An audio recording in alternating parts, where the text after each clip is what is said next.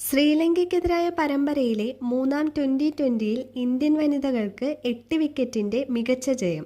Thiruvananthapuram greenfield സ്റ്റേഡിയത്തിൽ നടന്ന മൂന്നാം ടി-20യിൽ ഇന്ത്യൻ ബൗളർമാരുടെ മിന്നും പ്രകടനവും പിന്നാലെ ഷഫാലി വർമ്മയുടെ മികച്ച ബാറ്റിംഗുമാണ് ആരാധകരെ കാത്തിരുന്നത്.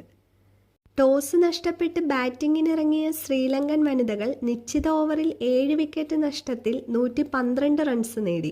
2 വിക്കറ്റ് മാത്രം നഷ്ടത്തിൽ 40 പന്തുകൾ ശേഷിക്കെ ഇന്ത്യൻ വനിതകൾ ജയിച്ചു കയറി.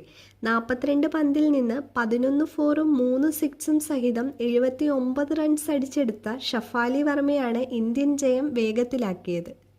ക്യാപ്റ്റൻ ഹർമൻപ്രീത് കൗർ 18 പന്തിൽ നിന്ന് 21 റൺസോടെ പുറത്താവാതെ നിന്നു. ഈ ജയത്തോടെ 5 ടി-20കളുടെ പരമ്പര ഇന്ത്യൻ വനിതകൾ 3-0 സ്വന്തമാക്കി കഴിഞ്ഞു. നേരത്തെ ആദ്യം ബാറ്റ് ചെയ്ത ശ്രീലങ്കയെ തകർത്തത് രേണുക സിംഗും ദീപ്തി ശർമ്മയും ചേർന്നാണ്.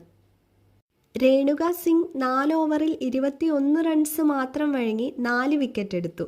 ദീപ്തി ശർമ്മ 18 റൺസ് മാത്രം വഴങ്ങി 3 വിക്കറ്റ് വീഴ്ത്തി.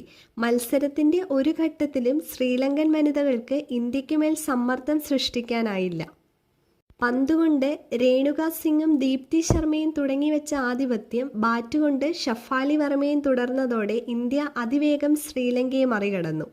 ഇനിയുള്ള 2 ടി-20 മത്സരങ്ങളും ഗ്രീൻഫീൽഡ് സ്റ്റേഡിയത്തിൽ വെച്ച് തന്നെയാണ് നടക്കുന്നത്.